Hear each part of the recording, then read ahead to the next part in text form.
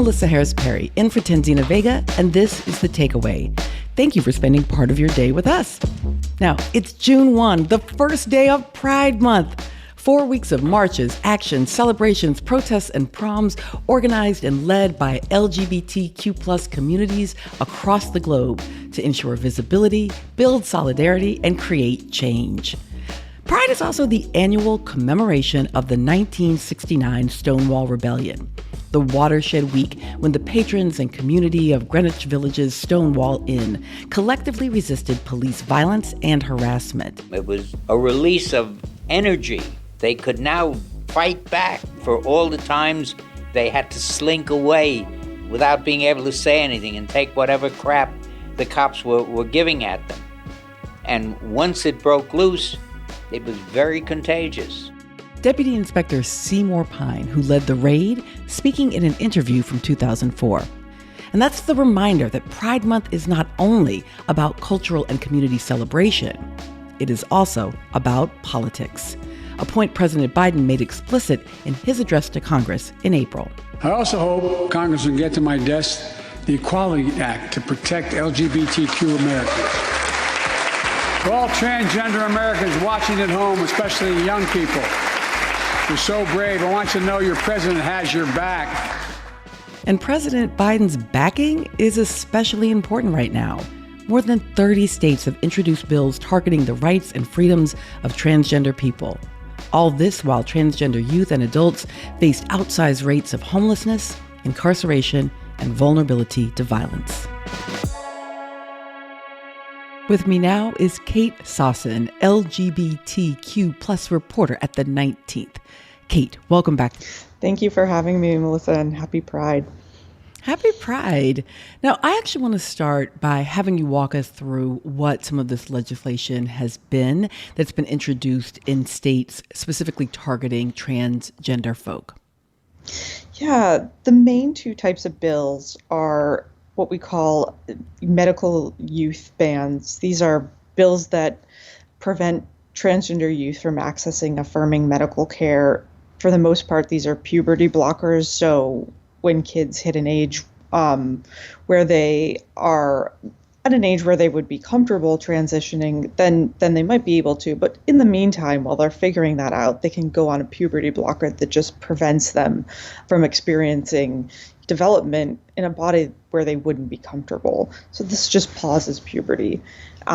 Those bills prevent kids from accessing that medical care that providers have found is really, really effective in preventing mental duress and suicides. The other kind of bill are these trans sports bills, which we've seen a lot of in the media. And this says that, trans girls especially cannot play on sports teams with other girls.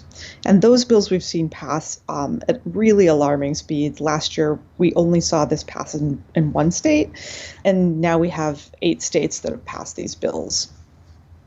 Can we start by talking a little bit here about where these bills come from, right? It's not an accident that we see several dozen states all at once seeking to pass legislation that is quite similar. Where are they getting these bills? That's a really good question. So we actually found there's a website that generates this legislation. So you can just log in and request a bill. And this is done by a coalition of anti-LGBTQ organizations, a number of them that have been labeled hate organizations by the Southern Poverty Law Center. And so you can just go in and fill in what kind of model legislation you want, and they will generate a bill for you. That's part of it. But the other part of it is that these kinds of bills have been sort of generating and kicked around for years. So after the advent of marriage equality in 2015, the focus both in the LGBTQ community and then people who opposed LGBTQ rights shifted to trans rights. And we saw bathroom bills in 2016, and that campaign largely failed. And the shift went to trans kids, because how many of us really know trans kids? Not a lot, right? Less of us know trans people than gay people, for example, and even fewer of us know transgender children. That's an issue that's much easier to legislate around, because few of us actually know the people that are impacted.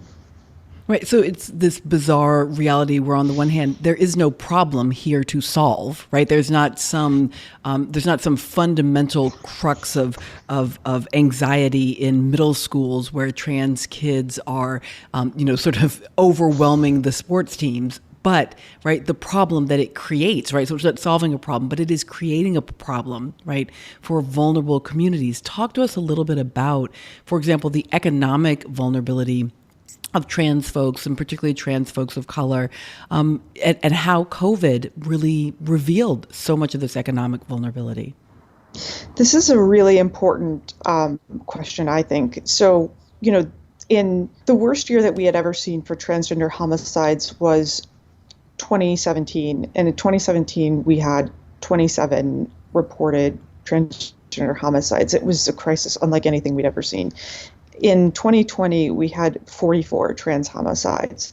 So COVID and the pandemic pushed trans people, mostly Black trans women, further to the margins. And trans people in general experienced unemployment at 3 times the general population, according to the last survey we have, which was in 2015. Now, this year, before Pride Month, which is when we always see an uptick in trans homicides, we're already at 27 transgender murders. We're almost doubling the pace of what we saw last year already. And most of those deaths are transgender women of color.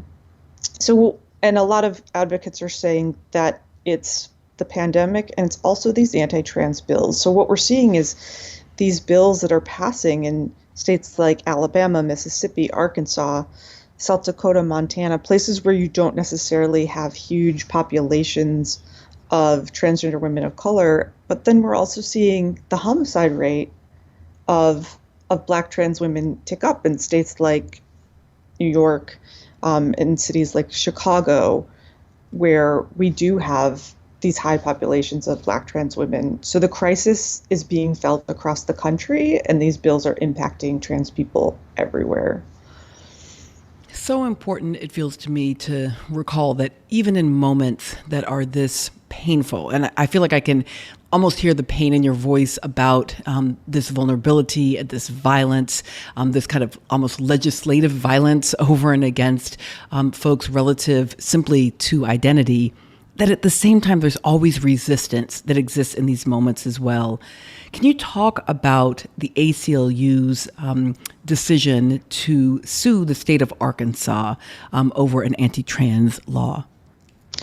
Yeah, the ACLU has gone to bat against. So Arkansas has a trans medical ban, so it prevents transgender youth from getting the care that all the major medical associations have found, is appropriate for transgender youth, and they are suing that. And Chase Strangio, who's a prominent trans attorney, has been at the forefront of this. So that is really critical. And the other thing that I want to point out, especially as we sort of head into Pride Month, is, especially in the pandemic, trans people have really been sort of leading the charge in taking care of their own in terms of housing, in terms of food, in terms of mutual aid. And that has been really critical care for a lot of people, especially in the South. There have been a number of programs, housing programs, and there is a real story of resistance, and part of that is these lawsuits, and then part of it is transgender women organizing for each other, knowing that help is not necessarily on the way, especially during the Trump administration, which a lot of people saw as hostile to transgender people, and so that aid has been there, and I think that's a really important and also I think a bright spot in all of this. I so appreciate you saying that. I'm very excited that this month I'm partnering with PFLAG, and we are doing a series of conversations with queer and trans folk of color throughout the country who are doing exactly that kind of organizing. And the opportunities I've had to have some of these conversations has been absolutely extraordinary. House of Tulip down in New Orleans, and in fact, a little bit later in the show, we'll talk with Taylor Alexander of Southern Fried Queer Pride. So indeed, that sense of collective work on one's own behalf has been critical to this aspect of resistance. Absolutely. And have there also been, it feels to me, again, even in this difficult moment, there have been some spaces, some states where there have been efforts to actually expand rights for trans community members. Where is that happening? Vermont actually struck down its trans panic defense. So this is a really important thing that has been happening in states. The trans panic defense is when in a number of states actually still have this on the books, where if you actually murder an LGBTQ person, you can claim that you panicked because you did not know that they were LGBTQ and were so overcome by rage that you killed them, and that is an actual defense. It's kind of like the crying game 1992 defense, right? Exactly. Yeah. California is a state that I love to watch. In part, I'm from California, but California has really led the nation in LGBTQ rights. And I have a feature coming out today that looks at one of a really young policy person who's been working on this. But California has been moving towards banning infant intersex surgeries, which is really interesting. So if a person is born with sex characteristics that don't fit neatly in the binary of male or female, they are often subjected to surgery. And intersex rights advocates have been pushing for years to ban those surgeries because they can often be really traumatic and painful. And California has been working really hard to strike down those surgeries. Two pediatric hospitals in Chicago and Boston have gotten rid of those. And California has also started to enforce the Prison Rape Elimination Act for trans prisoners. So California is a great state to watch, especially as we look at Pride. Kate Sawson is the LGBTQ plus reporter at the 19th, writing really important work around these questions. And again, Kate, happy Pride. Thank you so much.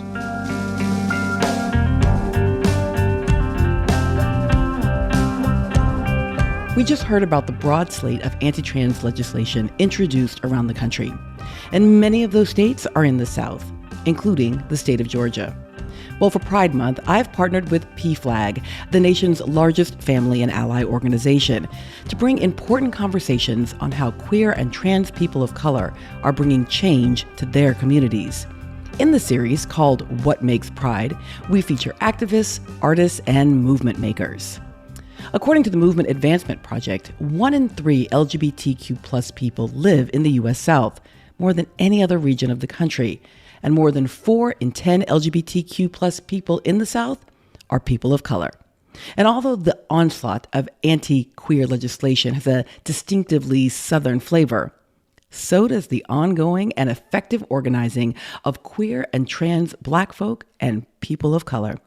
One of those organizers joined me for the What Makes Pride project, and also joins me now. Taylor Alexander is an artist and director of the Atlanta-based Southern Fried Queer Pride, a nonprofit organization empowering Southern queer and trans people of color through the arts. Taylor, so great to have you on The Takeaway. Thank you. Thank you so much for having me. It's a pleasure to speak with you. Yes. I'm thrilled to talk with you. We had this opportunity to speak a bit about your work for the PFLAG What Makes Pride campaign, but I really wanted to revisit because I'm so enamored of what you're up to. So let's just start with, what is it that Southern Fried Queer Pride does? We do so many things, but really I feel like what we provide here in the city and across the South is spaces and opportunities for people to create mirrors in the community so that they can see themselves reflected and also their other community members reflected. Even though it is 2021, Atlanta is a major metropolitan city, an LGBTQ capital, if you will. Sometimes it's hard to find spaces that people who experience life like us can be seen and feel validated in. So I think what SFQP does is that we create places and spaces where anybody can access them that are intentionally diverse and intentionally inclusive. And I still say that's radical because we get to own and operate those spaces. We get to have the final say of how things are moderated. So I think that's really the biggest platform and the biggest takeaway that SFQP gives to the community. It also feels radical to me because you quite intentionally state as a collective that you're pushing back against these confining narratives of stigma and statistics and struggle, and instead really thinking more broadly about what the whole human lived experience is at these intersections. What are some of the ways that you do that kind of resistance work? Well, I think at the crux of who we are as an organization, of course, is using the arts to kind of build community and fight against these narratives and these notions. We started off, of course, as fighting against the idea that being from the South and being queer and trans didn't align, that you couldn't be both at the same time and happy.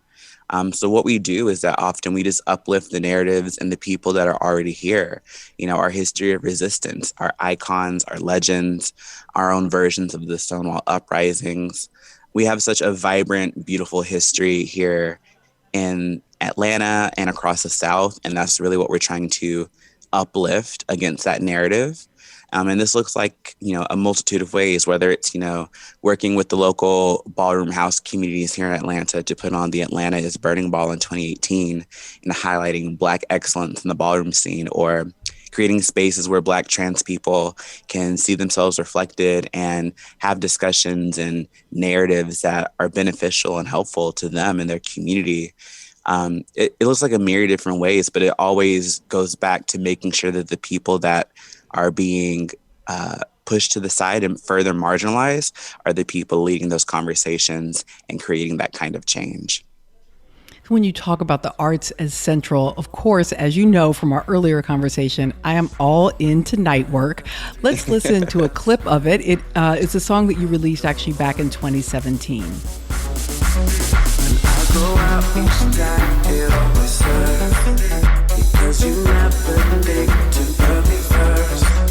And I would like to somehow know my worth, because I've been putting in that night work. Now, I really do wish our listeners could watch the music video along with us. But Taylor, describe to us what that song is about and the ways that it is doing some of the work you were just discussing. Absolutely. I wrote that song out of frustration, kind of being a nightlife entertainer. I'm a drag performer here in the city. I've been performing for almost 10 years. And when I was writing that song, it came from a certain different few places. One was constantly being pigeonholed as the one Black entertainer on cast. One other aspect was, I'm doing all this work. I'm performing, 3-4 nights a week. I'm out here networking. And I feel like sometimes people just consume my art as just like fun. And sure, it does have fun aspects. It is, entertainment, but it's also a labor of love. It's also a, full-time job. And I just wanted to feel the energy and the love that I put into drag and into music and into performing reflected back at me from, show directors, from audience members and things like that. So when it ties into the message of using the arts to kind of build that sense of community, I think it ties into so many different aspects of that. When I go out, each time it always hurts because you never put me first. Just, that's one of the lyrics of the hook of the song. And that really just speaks to just basic respect for, artists, period. Especially working artists. Some of us have multiple jobs and multiple hustles to make things work. But it also just brings back to the notion that entertainers and artists are creating culture that everybody consumes. And as much as we are consuming that culture, we also have to respect the creators of that culture, because without them, we wouldn't have that entertainment or that culture to consume. And as you talk about consumption and culture and some level of gratitude and respect, I've also been thinking about the context of the past national election, 2 Senate races and a presidential race that had all eyes focused on Atlanta, on Georgia, on the voters there, and particularly on voters and organizers of color, but often the national language leaving out BIPOC, queer, and trans folks who were part of that organizing and efforts. How is sort of a more traditional politics also connected to the culture work that you're doing? I think that in terms of the kind of organizing work and culture work that happens in Atlanta, Black and brown organizers, queer and trans organizers work 24/7, 365 around the clock. Even when there is not an election cycle, even when these people that we have elected, sit in their positions, in their offices after they've been elected, and then go back and forth on promises that they've made to those communities.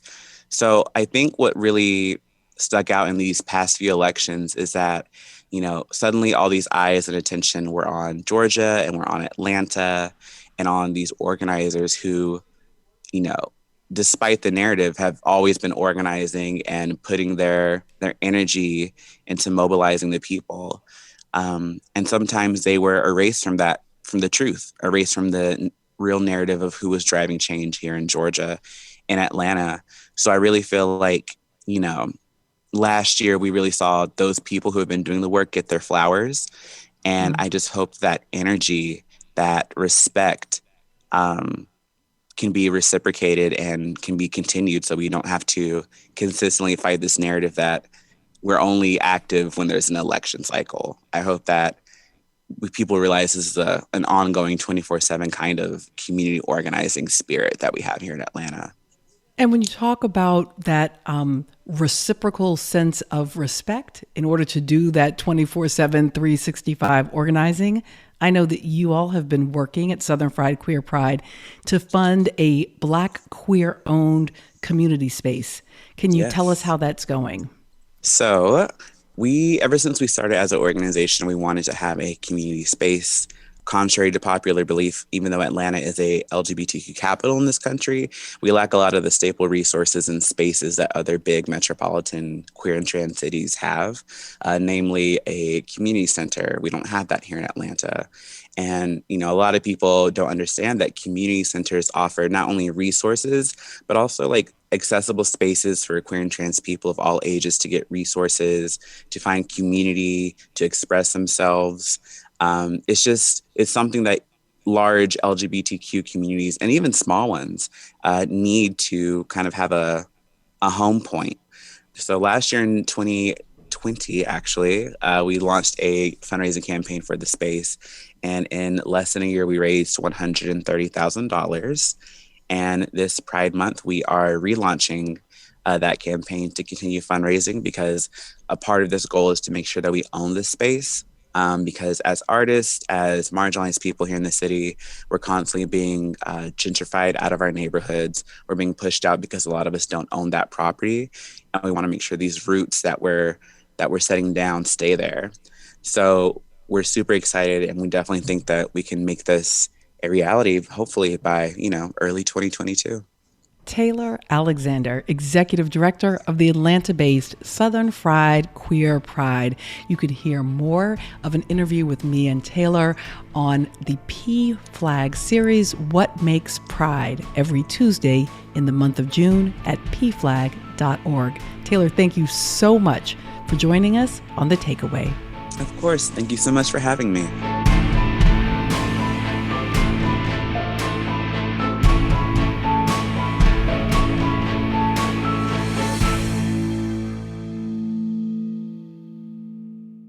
The Takeaway is brought to you by Progressive. Are you thinking more about how to tighten up your budget these days? Drivers who save by switching to Progressive save over $700 on average, and customers can qualify for an average of 6 discounts when they sign up. A little off your rate each month goes a long way. Get a quote today at Progressive.com. Progressive Casualty Insurance Company and Affiliates. National annual average insurance savings by new customers surveyed in 2020. Potential savings will vary. Discounts vary and are not available in all states and situations. Hey everyone, it's MSNBC's Tremaine Lee. On my podcast, Into America, I explore what it means to be Black in America. With so much news, we need context to understand who we are and where we've been. So each week, I talk to people and learn their stories that confront injustice and celebrate the human spirit, because the Black experience is the American experience, and we can't tell the American story without Black voices. Into America, new episodes every Thursday. Listen now wherever you get your podcasts.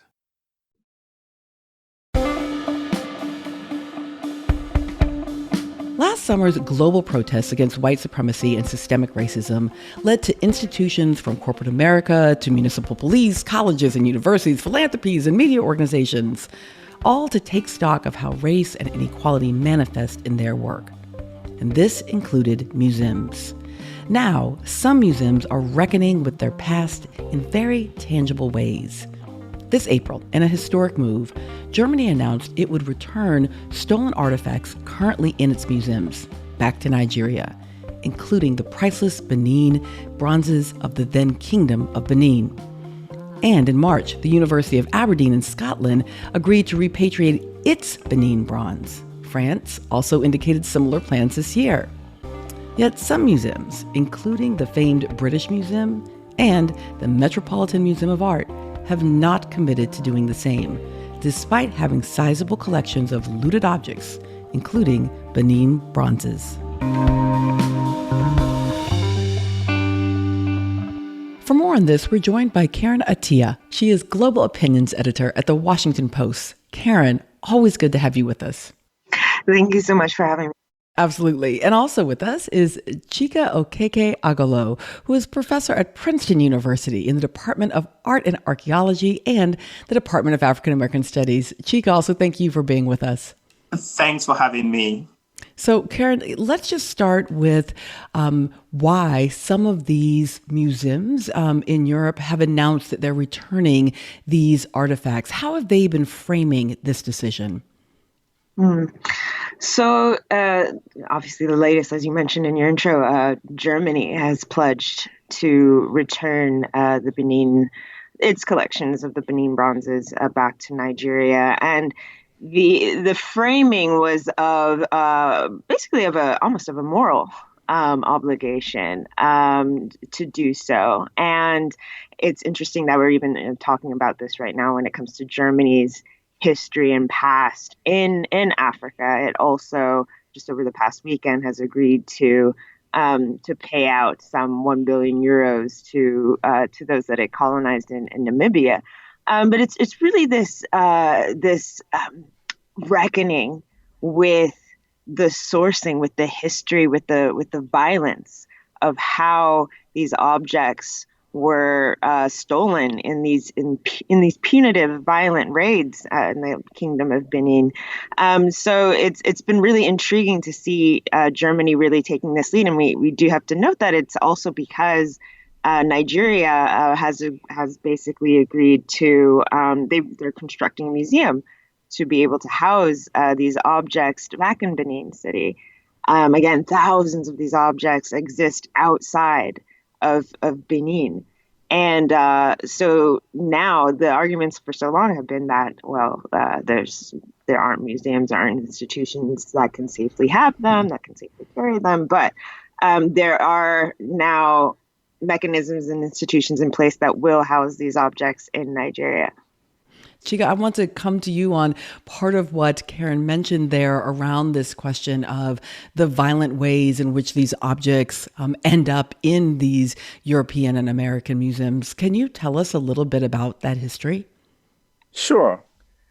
The history of the Benin artifacts is quite precise, simply because it's probably one of the most well-documented acts of colonial looting that took place in the winter of 1897, when the British Navy, under the pretext of what they called a punitive expedition to the Kingdom of Benin, which was the most powerful kingdom in what was called the Oil Rivers, that is today's southern Nigeria.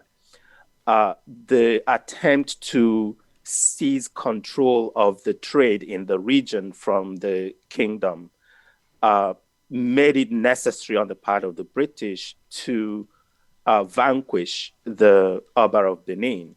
And they did that in a number of ways, signing bogus treaties and so forth. But in 1896, one of their captains, British Captain Phillips, took an entourage into Benin at a time when he was warned not to enter the kingdom. It was an holy period.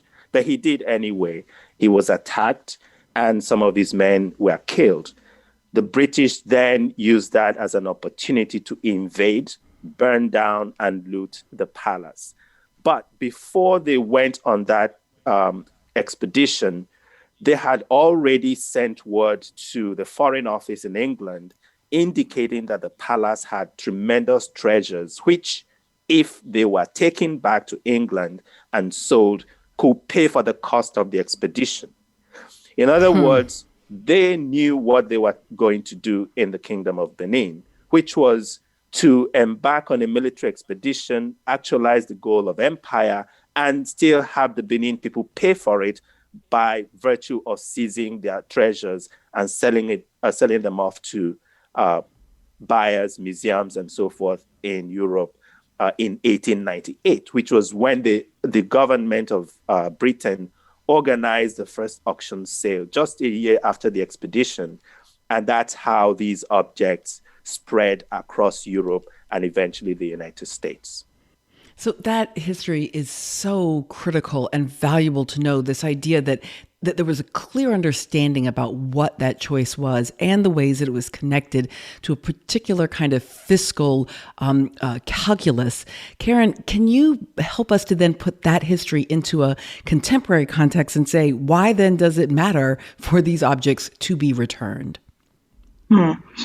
So I think it is a really important point that was brought up. I mean, just about this history that even museums and many of these institutions were part of, in Europe, were part of the colonizing project, would send letters to militaries asking them to bring back these treasures. And I think, and not just treasures for fiscal enrichment, but really as basically trophies of the conquest under the pretext that we, the victors, want to learn about those that we conquered.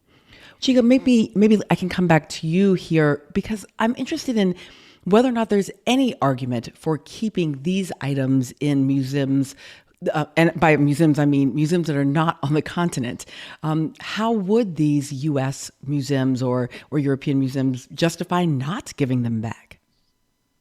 They've had really several arguments and excuses, all of them really terrible, at best untenable. The first is that they claim that these museums in the United States and Europe, because they are well endowed, must keep the world's cultural heritage for humanity. This was the argument that some of the captains of the industry made in 2002 when they made a declaration arguing against the repatriation at the time of the Elgin marbles, the so-called Elgin marbles from the Parthenon that are presently at the British Museum. They, of course, were defending the British Museum's right to keep these objects for mankind or humankind. That was a major argument that they made. The second one was something that Karen mentioned earlier, which was that, well, you see, these countries, these societies where these objects were taken from don't have the resources to keep them. And so we might as well safeguard them in our fancy museums. But I've always thought that that argument sounded like someone stealing your fancy car and basically arguing that he could not possibly return it because your garage is so crappy. And then demand that until you build a nice looking garage for this fancy car, the car will not be returned. I don't see a difference, from the kind of argument that they've made. And that's why I think, and this point has to be made, the fact that the Nigerians are building a museum is not and should not be the good reason for returning these objects, because it buys into this idea that, well, poor countries don't deserve their stuff back. The principle is what is at issue. The Nigerians or the Africans can decide how they want to conserve their cultural heritage. And by the way, the Greeks built one of the best museums in the whole world, hoping that their Elgin marbles would be returned for the Olympics some years ago. Up till now, they have not been returned. So the argument about building new museums in Africa is really not what we should focus on. Good for the Nigerians that are building their museum, but that is not the reason why these European and American museums can now say, oh, well, now that they have good museums, we'll return them. What of the other countries that don't have the resources to build fancy museums? That is the question. Oh, I so appreciate that analysis, Professor. And not only that it's a fancy car in the fancy garage, but also that it was stealing the fancy car that made building the fancy garage even possible in the first place. Karen, let me come to you on this, because there's this kind of moment in 2018 where this breaks through in popular culture, in part through the film The Black Panther. Let's just take a listen for a quick second, Karen. Tell me about this one. Also from Benin, 7th century. Fula tribe, I believe. Nah. I beg your pardon. It was taken by British soldiers in Benin, but it's from Wakanda, and it's made out of vibranium. Don't trip. I'm gonna take it off your hands for you. These items aren't for sale. How do you think your ancestors got these? You think they paid a fair price? Or did they take it like they took everything else? Karen, I have to say, I know a lot of people are Wakanda forever. I'm actually Killmonger forever. And this was one of those moments. But the very fact that this was in a 2018 film suggests that this has been in conversation long before the summer of 2020. Can you talk about sort of what the long-term movement to repatriate these artifacts and treasures has been? Absolutely. Yes. Team Killmonger all the way, especially with that scene. And I think listening to that scene also brings up a really important and sore point for museums, which is that, in that scene, Killmonger, who is Black and who is knowledgeable about the history and culture of, the fictional Wakanda, but of Africa, knows more than the white British curator who's presenting herself as the expert and the safekeeper of African culture and art. And I think this question about safety of objects, we do know that institutions here in the U.S. in particular have come under a microscope when it comes to the fact that many museum staff, curators, are very white, and that Black and African curators are rarely afforded the opportunities to be able to curate and present exhibits and make decisions about our own heritage and culture. So, when I wrote about this, I just grappled with this question of when Western museums say, well, things are safe, but yet not even giving the opportunity to diversify the space, to create spaces for Black people and Black community to even come and have this dialogue, right? So it's sort of like how for museums to say that they want to have these conversations, that they want to present, these dialogues on all of humanity, and yet they refuse to basically desegregate and basically include and empower Black people for us to talk about our own histories and art. Professor Okeke Agalo, on our last moment here, or last minute here, can you just build on Karen's point and say a bit about what U.S. museums need to be doing in this moment around racial justice? Well, the U.S. museums, as I've said in some of the forum, have been behaving like the ostrich In other words, for them, this is not the problem of the United States. Rather, it's Europe's problem because the colonizing nations are in Europe. But the fact that Germany, which did not invade Benin, decided this year, as you mentioned, to return the artifact, makes it necessary for US museums to step up and tell us what they're going to do about the looted Benin artifacts in their collections. Thank you so much to both of you for joining us today.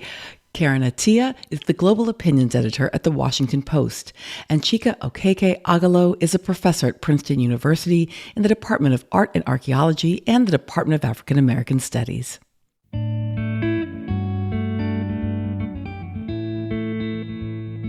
And it's your turn, people. Last week on the show, we talked about Black joy, and we asked you to share how you find, cultivate, and celebrate Black joy. Whew, y'all had a lot to share.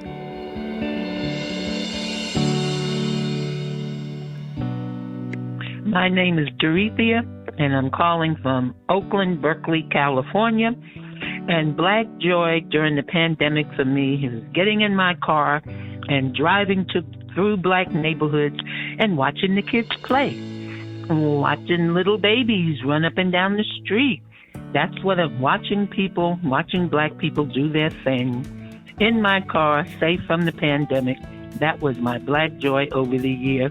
Plus hugging my grandson, who I live with. He was the only person I could hug all the time. What brings me Black joy is seeing our people find ways to innovate and reinvent themselves with business in new ways to climb to greater heights. It brings me joy every time I pass another Black person on the street and see that look in their eyes that says, we are overcoming. This is April Harley from St. Petersburg, Florida, visiting my daughter's school in Philadelphia. Woohoo!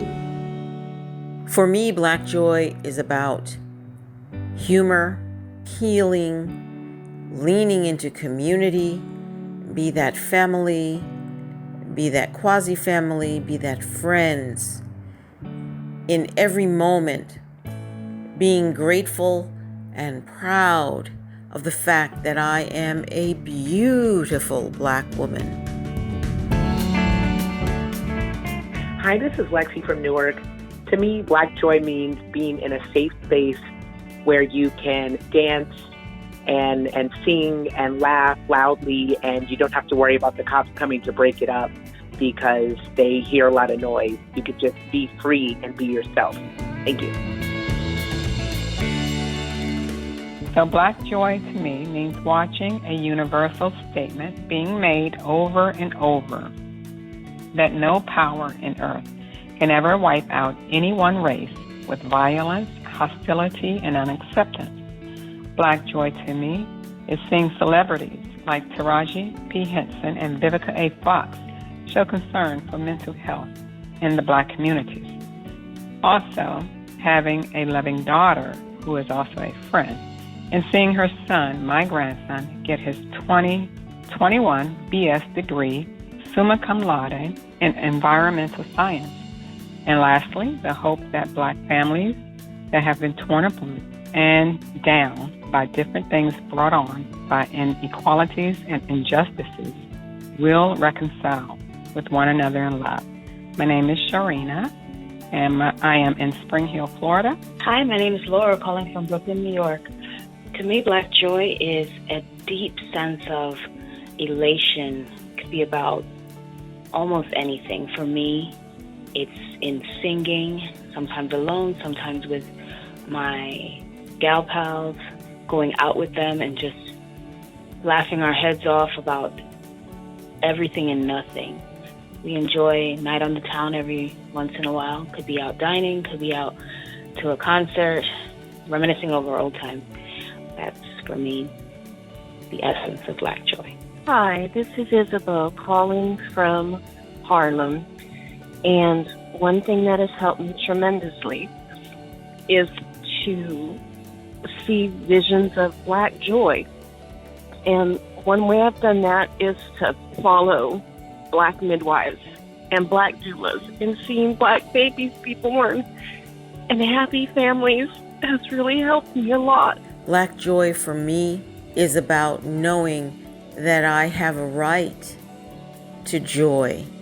It is about staying in my joy so that my body is as healthy as it can be, so my mind is as strong as it can be, so that I can enjoy my life. That is Black joy.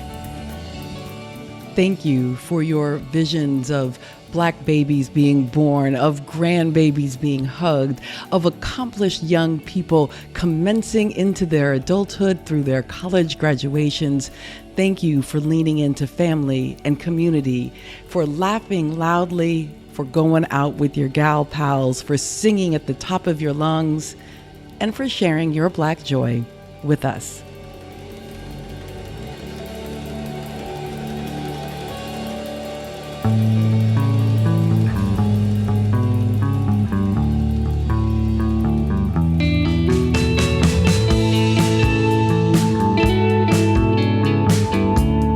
That's a wrap, folks. I hope you enjoyed the show today. I know I feel some serious joy being here with you. Thanks so much for listening. I'm Melissa Harris Perry in for Tanzina Vega, and this is The Takeaway. Talk with you tomorrow.